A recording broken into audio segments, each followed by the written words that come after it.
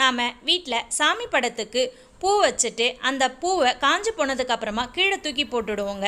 ஆனால் அந்த மாதிரி நம்ம பண்ணாமல் அந்த காஞ்சி போன பூவிலிருந்து நம்ம சாம்பிராணி எப்படி தயாரிக்கிறதுன்றதை இந்த வீடியோவில் பார்க்கலாம்.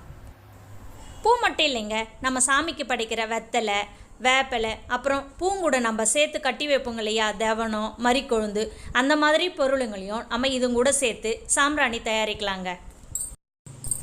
நம்ம இதில் எந்த பூவுனாலும் பயன்படுத்தலாங்க. மல்லிப்பூ, சாமந்தி, பன்னீர் ரோஸ், பட்டன் ரோஸ், அந்த மாதிரி நம்ம சாமிக்கு என்னென்ன பூ வைப்போங்களோ அந்த எல்லா பூவுமே நம்ம இதில் சேர்த்துக்கலாம்.